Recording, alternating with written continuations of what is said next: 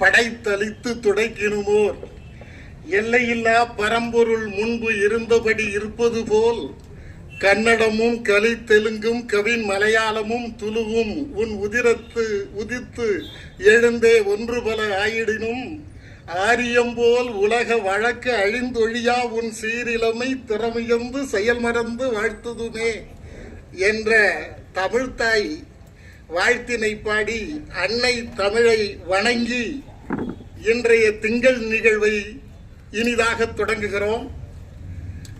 இன்றைய திங்கள் நிகழ்வு ஒரு வகையிலே சிறப்புடையதாக விளங்குகிறது.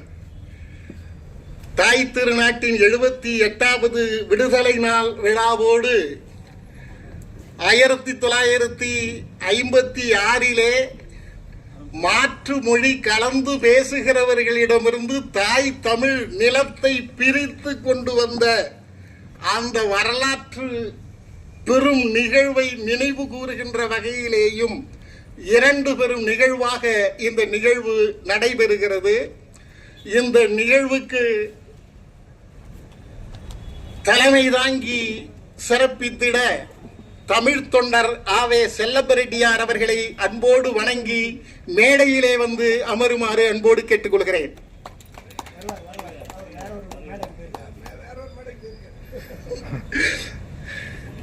இன்றைய நிகழ்விலே பங்கு கொண்டு மறைந்த வரலாற்று நிகழ்வை மீட்டெடுத்து உணர்த்துவதற்காக வருகை தந்திருக்கக்கூடிய குமரி மாவட்ட வரலாற்று பேரவையினுடைய பொதுச் செயலாளர் மரியாதைக்குரிய நண்பர் பெருமாள் ஐயா அவர்களை அன்போடு மேடைக்கு அழைத்து மகிழ்கிறேன்.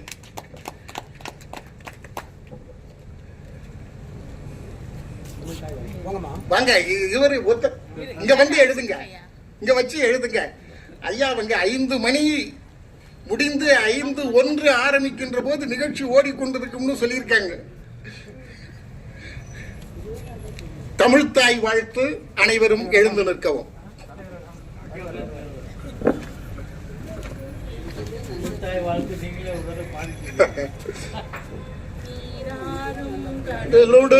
நிலமடந்தை கெழிலொழுகும் சீராரும் வதனமென திகழ்வரத கண்டமதில் தெக்கணமும் அதில் சிறந்த திராவிடனல் திருநாடும் தக்க சிறு பிறை நுதலும் தரித்தனரும் திலகமுமே அத்திலக வாசனை போல் அனைத்துலகும் இன்பமுற எத்திசையும் புகழ் மணக்க இருந்த பெரும் தமிழனங்கே உன் சீரிழமை திறமையந்து செயல் மறந்து வாழ்த்துதுமே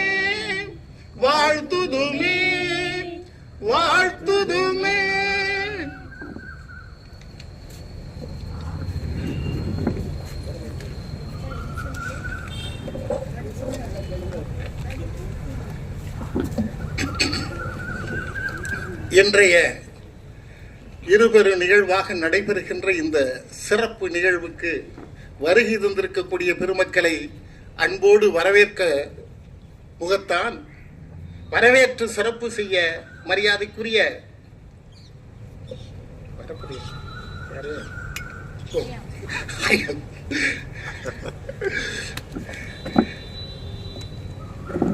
எல்லை போராட்ட நிகழ்வை ஒரு வரலாற்று ஆவணமாக புத்தகத்திலே பதிந்து வைத்து ஒரு வரலாற்று சாதனையை நிகழ்த்தி இருக்கக்கூடிய வரலாற்று நாயகர், மாபெரும் எழுத்தாளர், பேச்சாளர், பேராசிரியர் பெருந்தகை முகிலையார் அவர்களை வரவேற்புரையாற்றுமாறு அன்போடு அழைக்கின்றேன்.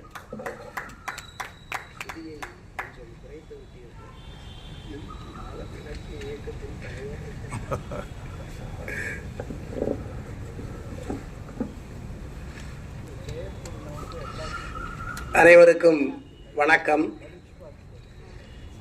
இன்றைய மாலை வேளையில்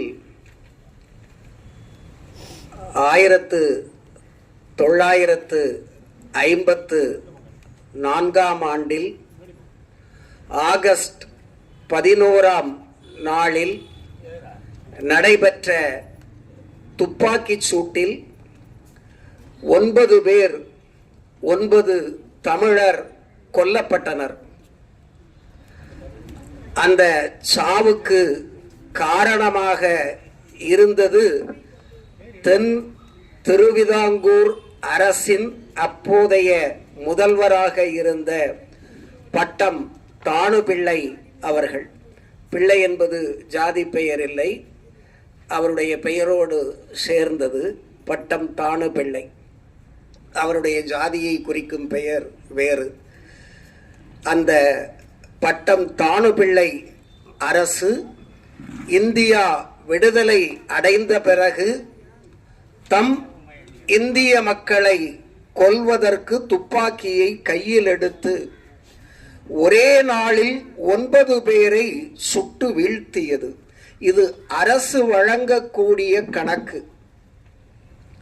இந்த கணக்கை மீறி எண்ணிக்கையில் அடங்காதோர் கொல்லப்பட்டிருக்கிறார்கள். பலர் தங்கள் உடைமைகளை இழந்திருக்கிறார்கள். பலர் தங்கள் உறுப்புகளை இழந்திருக்கிறார்கள். அந்த நாளை தமிழக எல்லை போர் தியாகியர் நாளாக நாம் நினைவு கூற வேண்டும் என்று ஞாலம் இலக்கிய இயக்கம், கன்னியாகுமரி மாவட்ட வரலாற்று பேரவை, தலைநகர் தமிழ்ச்சங்கம் போன்ற அமைப்புகள் எல்லாம் இதை எல்லை போர் ஈகியர் நாள் என்றும் எளிமையாக தியாகியர் நாள் என்றும் நினைவு கூறுகிறார்கள். அது இன்று என்ற காரணத்தினால் இந்த நிகழ்ச்சியை நாம் ஞாலத்தில் நடத்துவது என்று முடிவு செய்து ஞாலத்தின் செயற்குழுவில் விவாதிக்கப்பட்டது. ஞாலம் மட்டும் தனித்த ஒருவரால் எந்த சூழலிலும் முடிவை எடுப்பதில்லை. செயற்குழுவின் ஒப்புதலுக்கு விடுவதற்கு அவகாசம் இல்லை என்றால்தான் தலைவர், செயலாளர், பொருளாளர் என்ற 3 உடன்பாட்டில் முடிவெடுத்து பின்னர் செயற்குழுவின் அறிந்தேற்பு பெறப்படும். மற்ற வகையில் இது ஒரு ஜனநாயக அமைப்பாக இயங்கிக் கொண்டிருக்கிறது. ஐயா அந்தமான் சோழர் அவர்கள் புத்தக அறிமுக கூட்டம் நடத்த வேண்டும் என்றார். இன்னும் செயற்குழுவில் விவாதிக்கப்படாத காரணத்தினால் அது இன்னும் நாள் குறிப்பிடப்படாமல் இருக்கிறது. தாங்களும் செயற்குழுவில் வருவீர்கள். ரொம்ப ஜனநாயகமா இருக்கணும். ஒருவர் கருத்தை இன்னொருவர் மதிக்க வேண்டும். எந்த பேதமும் இருக்கக்கூடாது. அதிகமா பணம் செலவு பண்றவர், கொஞ்சமா கூட பணத்தை செலவு பண்ண முடியாதவர், நிறைய பட்டம் பெற்றவர், பட்டமே பெறாதவர், பெரிய பதவியில் இருப்பவர், எந்த பதவியிலும் இல்லாமல் அன்றாடம் வயிற்றுப்பாட்டுக்கு உழைக்கக்கூடிய அச்சக தொழில் செய்பவர் என்றாலும் பேதம் இல்லாமல் எல்லோருக்கும் பொதுவாக இருக்க வேண்டும் என்பது ஞாலத்தினுடைய திண்ணமான எண்ணம். இதை ஒவ்வொருவரும் தங்கள் மனத்தில் பதித்து கொள்ள வேண்டும். நான், எனது என்ற எண்ணத்தை விட்டு நமது, நமக்கு என்ற எண்ணத்தை நாம் வளர்க்க வேண்டும் என்ற குறிக்கோளை அடிப்படையாக கொண்டு ஞாலம் இலக்கிய இயக்கம் இயங்கிக் கொண்டிருக்கிறது. இந்த நிகழ்ச்சியில் இந்திய விடுதலையை முன்னிட்டு என்று மடியும் எங்கள் அடிமையின் மோகம் என்ற தலைப்பில் ஒரு கவியரங்கமும் ஏற்பாடு செய்யப்பட்டிருக்கிறது. கொஞ்சம் எதிர்மறை போல் தோன்றும். என்று மடியும் எங்கள் அடிமையின் மோகம் என்று. ஆனால் பாரதி அப்படித்தான் எழுதி இருக்கிறார். விடுதலையை பற்றி ஒரு கவியரங்கம் நடத்தும் போது அதில் பாரதி அல்லது நாமக்கல் கவிஞர் இப்படி யாராவது ஒருவர் இடம் பெற்றால் தான் அதில் பொருத்தம் இருக்கும் என்று பாரதியின் அடியை நாம் இங்கே எடுத்திருக்கிறோம். என்று தனியும் எங்கள் சுதந்திர தாகம் என்றால் அது அந்த விடுதலையை மட்டும் குறிக்கும்.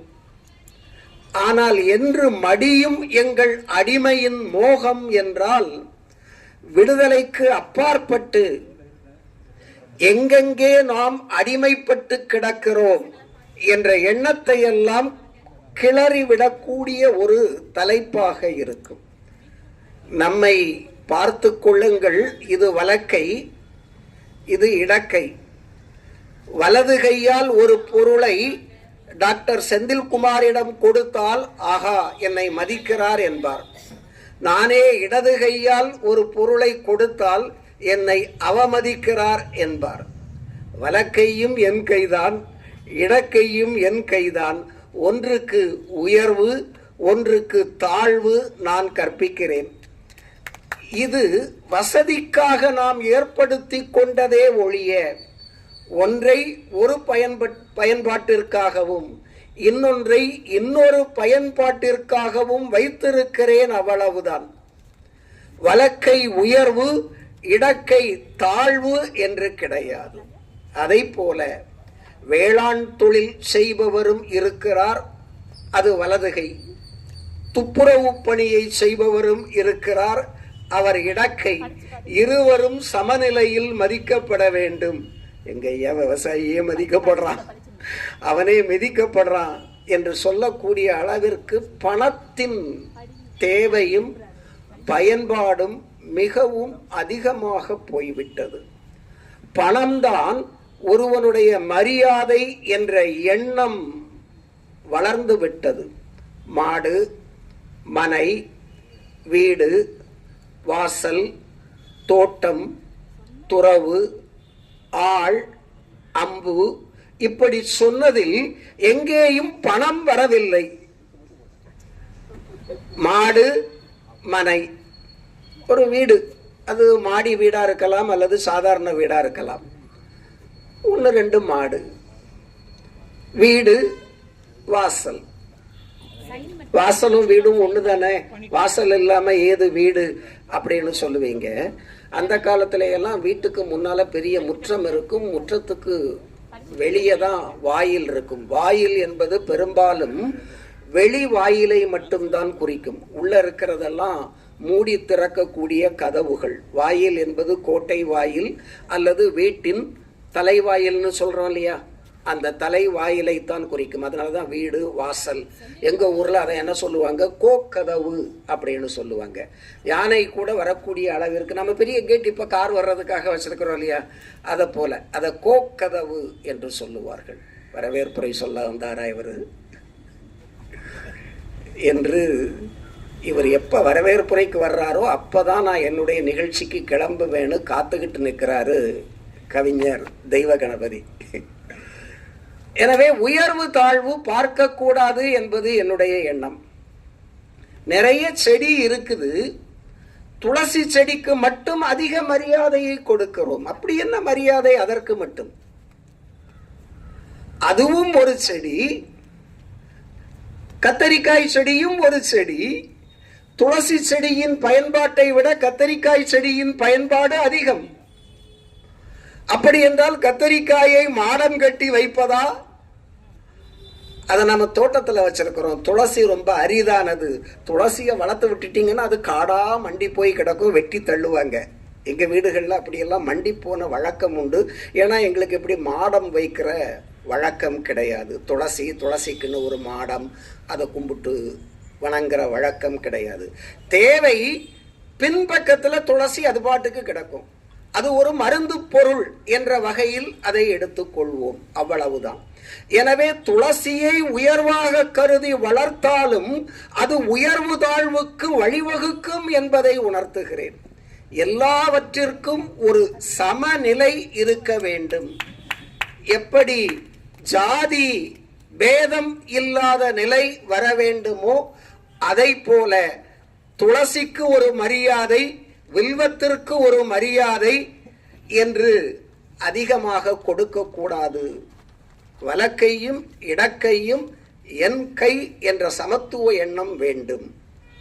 ஆனாலும் தொழில் அடிப்படையில் இதற்கு ஒரு தொழில், இதற்கு ஒரு தொழில் என்று ஒதுக்கி வைத்திருக்கிறோம். எனவே தொழில் அடிப்படையில் செந்தில் சொல்றதா இருந்தா சொல்லுவாரு, வருண அடிப்படையில் பேதம் வேண்டாம் என்பார்கள். இதை ஞானம் இலக்கிய இயக்கம் கட்டாயமாக பின்பற்றி வருகிறது. எந்த பேதமும் இருக்கக்கூடாது, உயர்வு தாழ்வு இருக்கக்கூடாது என்று நாடு, மொழி, மதம், இனம், ஜாதி என்ற எல்லா பேதங்களுக்கும் அப்பாற்பட்டு இயங்கக்கூடிய இயக்கமாக ஞானம் இலக்கிய இயக்கம் இயங்கிக் கொண்டிருக்கிறது. அண்மையில் ஒருவர் ஒரு கேள்வி கேட்டார், மொழிக்கு அப்பாற்பட்ட இயக்கம்தானே, அப்படி என்றால் சமஸ்கிருத பாட்டு ஒன்று நான் பாடலாமா என்று கேட்டார். நிச்சயம் நீங்கள் பாட வேண்டும். சமஸ்கிருத பாட்டை நீங்கள் உறுதியாக பாட வேண்டும். ஆனால் சமஸ்கிருதம் உங்கள் தாய்மொழியாக இருந்தால் நீங்கள் சமஸ்கிருத பாட்டை இங்கே பாடுவதற்கு அனுமதிக்கப்படும். ஹிந்தி பாட்டை பாடுவதாக இருந்தால், ஹிந்தி உங்கள் தாய்மொழியாக இருந்தால் பாடுவதற்கு அனுமதிக்கப்படும். உங்களுக்கு தாய்மொழி தமிழ் என்றால் தமிழ் பாட்டுத்தான் பாட வேண்டும் என்று வலிந்து சொல்லிவிட்டோம். இங்கிலாந்தில் இருந்து வந்த ஒரு ஆங்கிலேயர் நான் ஆங்கிலத்தில் ஒரு பாட்டு பாடுகிறேன் என்றால் வரவேற்பதற்காகத்தான் மொழி பேதம் கிடையாது. ஆந்திரத்தில் இருந்து தெலுங்கை தாய்மொழியாக கொண்டவர் வந்து நான் தெலுங்கில் பேசுகிறேன் என்றால் அதற்கு மொழி தடை கிடையாது என்பதற்காகத்தான் மொழி பேதம் இல்லை என்பதையும் நாம் உணர்ந்து கொள்ள வேண்டும். இந்த அமைப்பின் தலைவர் என்ற முறையில் விரைவில் இதற்கு ஒரு முத்திரை வாசகம் வழங்க வேண்டும் என்று நினைக்கிறோம். தாய்மொழி போற்று என்று ஒரு முத்திரை வாசகத்தை கொடுக்க வேண்டும் என்று சிந்தித்து வைத்திருக்கிறோம். நாடு, மொழி, இனம், ஜாதி, மதம் என்ற பேதத்திற்கு அப்பாற்பட்டது.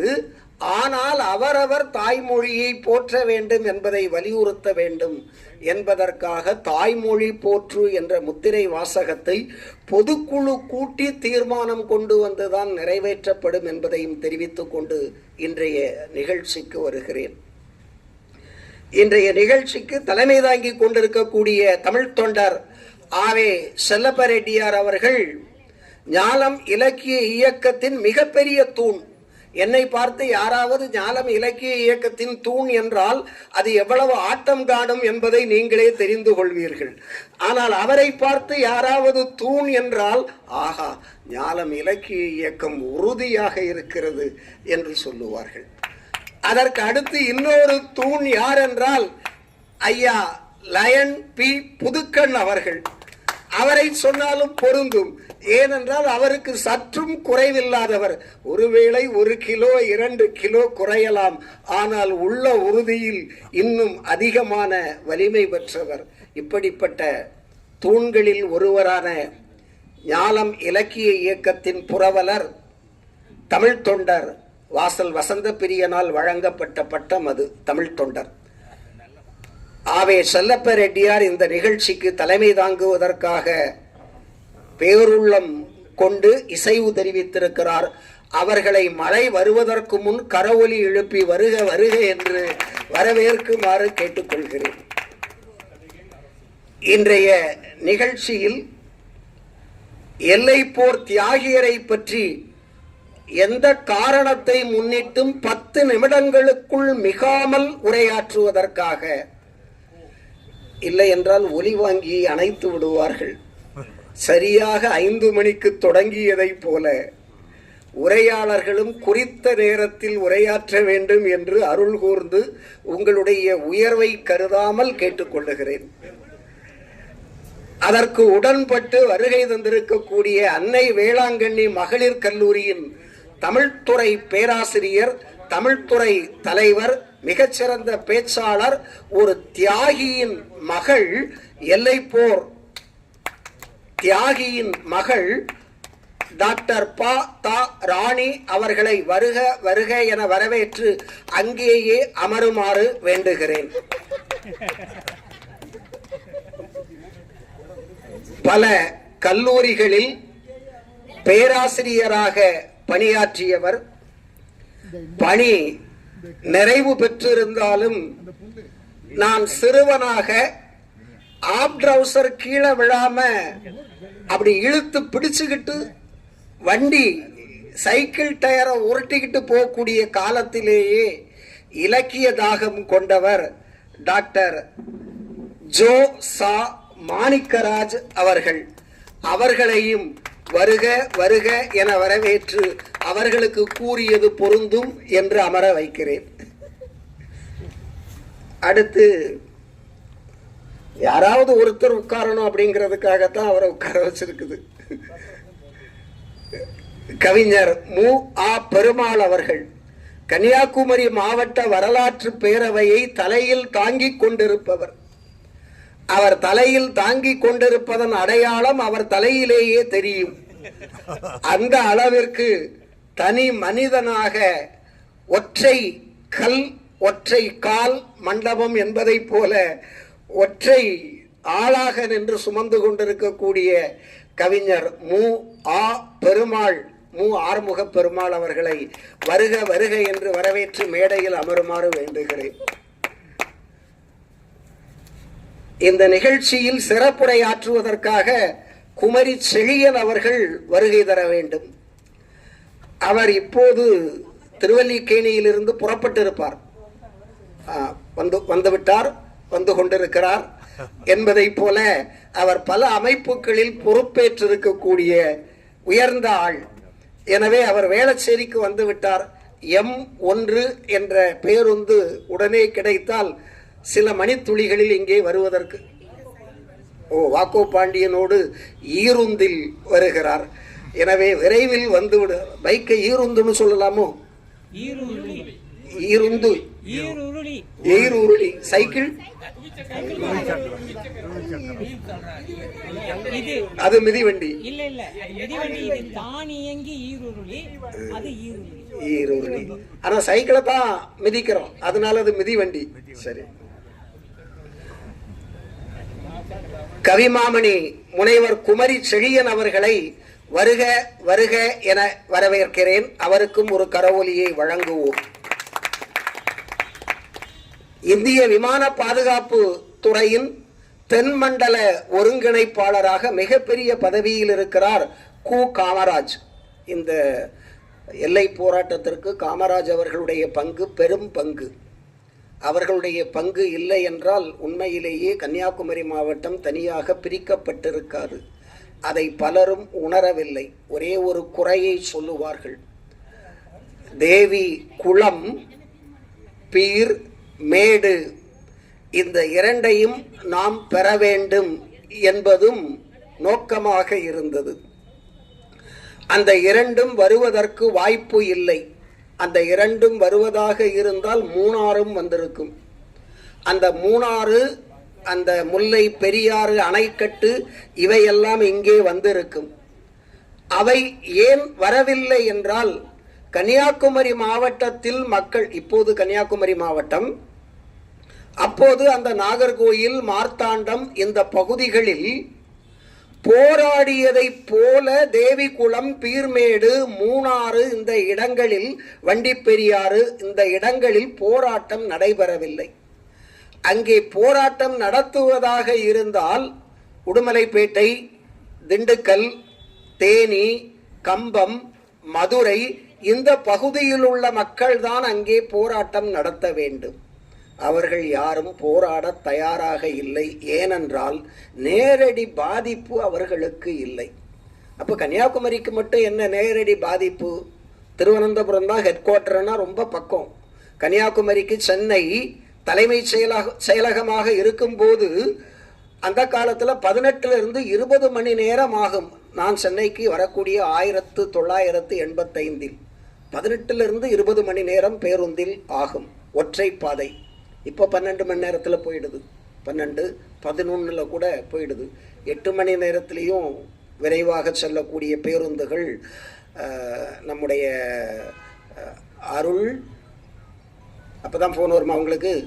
அருள், டாக்டர் அருள், அருள் பிரகாஷ் அவர்கள் சில சமயங்களில் கருணை வைத்து விரைவாக செல்லக்கூடிய பேருந்தில் டிக்கெட் புக் பண்ணி கொடுப்பார். அப்போது கொஞ்சம் விரைவாக போக முடியும். ஆனால் திருவனந்தபுரத்திற்கு 1.5 மணி நேரத்தில் போய்விடலாம். தலைமைச் செயலகம் பக்கத்தில் இருக்கிறது என்பதற்காக இன்னொரு மொழியை ஏற்கும் எண்ணம் இல்லாதவர்கள் அந்த பகுதி மக்கள். 1956 முதல் எல்லா பத்திரப்பதிவு அலுவலகமும் இந்திய விடுதலைக்கு பிறகு மலையாளத்தில் நடைபெற்றது. அந்த பத்திரங்கள் இப்போதும் எங்கள் வீட்டில் இருக்கின்றன. தந்தையார் காலத்தில் உள்ள பத்திரங்கள் மலையாளத்தில் இருந்தன. என்னுடைய தாய்மொழி தமிழ், எனக்கு பத்திரப்பதிவு மலையாளத்திலா என்ற மலையாளியையோ யாரையோ இழிவுபடுத்துவதல்ல. நான் என்னுடைய தாய்மொழியில் என்னுடைய அலுவலக நடைமுறைகளை வைத்துக் கொள்ள வேண்டும். இன்னொருவருடைய தயவு எனக்கு இருக்கக்கூடாது என்று அதை உதறுவதற்காக மொழி பற்றின் காரணமாக பிரிந்து தாய் தமிழ்நாட்டோடு 1956 நவம்பர் முதல் நாளில் இணைந்தோம். அதற்கு பெருந்தலைவர் காமராஜர் பெரும் பங்கு வகித்திருக்கிறார். அவர் சொன்னது என்னன்னா, கிடைக்கலன்னு கவலைப்படாதீங்கப்பா, மேடாவது குளமாவது இங்கதானே இருக்கு, எங்க போயிடும் அப்படின்னாரு. இதை 1-2 பேர் பிடிச்சிக்கிட்டாங்க. குறிப்பாக பொது உடைமை நண்பர்கள் அதை தீவிரமாக பிடிச்சிக்கிட்டாங்க. காமராஜர் மேடாவது பள்ளமாவது என்றார். எனவே அவருக்கு இதில் உடன்பாடு இல்லை என்று. நேசமணி, அப்துல் ரசாக், இன்னும் ஒரு பிள்ளை பேர் வரும் மறந்து போச்சு, இவங்களையெல்லாம் சிறைச்சாலையில் அடைச்சிட்டாங்க போட்டு, தடுப்பு காவல் சட்டத்தில். பெருந்தலைவர் காமராஜர் அவர்களை விடுதல் செய்தால் மட்டும்தான் நான் தமிழ்நாடு காங்கிரஸ் பணியில் தலைவராக இருப்பேன் என்று ஒரு தீர்மானத்தை கொண்டு வந்து உடனடியாக அவர்களை விடுதலை செய்ய வைத்தார். அப்படிப்பட்ட ஒரு தடாலடி பணியை அவர் செய்திருக்கவில்லை என்றால் கன்னியாகுமரி மாவட்டமும் இங்கே வந்து சேர்ந்திருக்காது. அதை நினைவு கூற வேண்டும். இப்போதும் கோயம்புத்தூரில் இருக்கக்கூடிய அளவுக்கு மலையாள பெயர் பலகைகளை கன்னியாகுமரி மாவட்டத்தில் பார்க்க முடியாது. கோயம்புத்தூர் பக்கத்துல போனா எல்லாம் மலையாள பெயர் பலகைகளாக இருக்கும். பல கடைகள் மலையாளிகளுடைய ஆக்கிரமிப்பில் இருப்பதை இப்போதும் பார்க்கலாம்.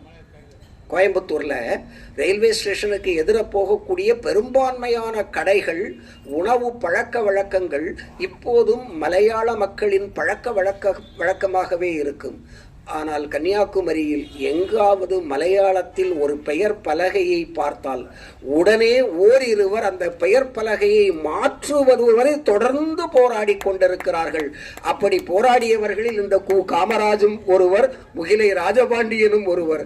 பேருந்து நிலையத்தில் மலையாளத்தில் ஒரு விடுதி உணவகத்துக்காரர் பெயர் வைத்திருந்தார் என்பதற்காக அங்கே உடனே போய் சொல்லி, அடுத்த முறை நாங்கள் நாகர்கோவில் போகும்போது அவர் மலையாளத்தில் சின்னதாகவும் தமிழில் பெரிதாகவும் பேருந்து நிலையத்திற்கு உள்ளேயே உணவக பெயரை வைத்தார். அந்த அளவிற்கு உணர்வாளர்களாக கிளர்ந்து எழுது விடுதலை பெற்ற அந்த பகுதியைச் சேர்ந்த காமராஜ் அவர்கள் வந்து கொண்டிருக்கிறார். அவரையும் வருக வருக என்று வரவேற்கிறேன். ஹரிகோ எனப்படும் ஹரி கோபாலகிருஷ்ணன் அவர்கள் அறுவை சிகிச்சையின் காரணமாக அவருடைய ஒரு அதிகமான பகுதியை இஸ்லாமிய சகோதரர்கள் பிறந்து கொஞ்ச நாளைக்குள் அகற்றும் அந்த பகுதியை இப்போதுதான் அகற்றி இருக்கிறார்கள். எனவே ஓய்வில் இருக்கிறார்கள். ஓய்வை முடித்து அடுத்த 2வது ஞாயிற்றுக்கிழமை நிகழ்ச்சியில் பங்கேற்பார் என்று கூறி, அவரும் கன்னியாகுமரிக்காரர், அவரையும் வருக வருக என்று வரவேற்று நன்றி உரை ஆற்றுவதற்காக, ஒரு காலத்துல திராவிட முன்னேற்ற கழகத்துல சொல்லுவாங்க, நெல்லை எங்கள் எல்லை, குமரி எங்கள் தொல்லை என்பார்கள். ஏனென்றால் கன்னியாகுமரியில் அவர்களுக்கு வாக்கு விழவே விழாது. அந்த அளவிற்கு காங்கிரஸ் கட்சி ஆதிக்கம் செலுத்திய ஒரு பகுதியாக அந்த காலத்தில் கன்னியாகுமரி மாவட்டம் இருந்தது. அதற்கு அடுத்து திராவிட முன்னேற்ற கழகத்திலிருந்து பிரிந்த இன்னொரு கட்சி ஆதிக்கம் செலுத்திய பகுதியாக இருந்தது. ஆனால் இப்போது நடைபெற்று முடிந்த நாடாளுமன்ற தேர்தலில் அந்த கட்சி அறுதி பெரும்பான்மையில் திராவிட முன்னேற்ற கழகம் அந்த பகுதியில் வெற்றி பெற்றிருக்கிறது என்றால் அது மொழிப்பற்றுதான் காரணம் என்பதை அறிந்து கொள்ள வேண்டும். அங்கே டெபாசிட் இழந்திருக்கிறது திராவிட முன்னேற்ற கழகத்திலிருந்து பிரிந்து சென்ற இன்னொரு கட்சி. அவர்களின் கோட்டையாக இருந்தது. எம்ஜிஆர் அவர்களை தொட்டு பார்த்து விட வேண்டும் என்று வரிசையில் நின்ற பெண்கள் ஏராளம். நான் பள்ளிக்கூடத்தை புறக்கணித்து அவரை பார்த்தே தீர்வேன் என்று போய் ரோட்டில் நின்றேன். லாரியில் வந்த அவரை ஜஸ்டின் என்ற வில்லன் நடிகர் அப்படியே அரவணைத்து அழைத்து வருகிறார். ஆனாலும் அந்த நிறத்தை, தங்க நிறத்தை பார்க்க வாய்ப்பு கிடைத்தது. அந்த தங்க நிறம் சென்ற பிறகு டெபாசிட் காலியாக கூடிய நிலைக்கு அந்த மாவட்டம் தள்ளி இருக்கிறது. எனவே குமரி எங்கள் தொல்லை என்று சொன்னவர்களுக்கு குமரிதான் இப்போது எங்கள் எல்லை என்று உணர்ந்து அவர்கள் குமரியில் 133 அடி உயர திருவள்ளுவர் சிலையை நிறுவி இருக்கிறார்கள். அந்த பகுதியில் இருந்து வந்த கவிவேந்தர் செந்தமிழ் சித்தன் நன்றி உரை வழங்க இருக்கிறார். அவர்களையும் வருக வருக என்று அன்புடன் வரவேற்கிறேன். நிகழ்ச்சியை மிக கனத்த குரலில், கம்பீரமான குரலில் தொகுத்து வழங்கிக் கொண்டிருக்கும் டாக்டர் செந்தில்குமார் அவர்கள் நேரு மேல்நிலைப் பள்ளியின் புகழ்பெற்ற தலைமை ஆசிரியராக பணியாற்றியவர்.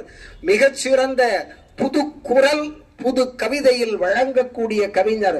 அவர்களை உங்களுக்கு அறிமுகம் செய்து வருக வருக என்று வரவேற்கிறேன். மற்றும் வருகை தந்திருக்கக்கூடிய கவிஞர்கள், அறிஞர் பெருமக்கள், ஒளிப்பதிவு செய்து கொண்டிருக்கும் பொறியாளர், நெடுஞ்சாலை துறையில் பணியாற்றி பணி நிறைவு பெற்ற பொறியாளர் தட்சிணாமூர்த்தி அவர்களையும் வருக வருக என்று வரவேற்று மிக நீண்ட வரவேற்புரையை வழங்குவதற்கு அனுமதி வழங்கிய மணி அடிக்காம இருந்திருக்கிறார் இவ்வளவு நேரம், அவர்களுக்கு நன்றியை தெரிவித்து விடைபெறுகிறேன். நன்றி, வணக்கம்.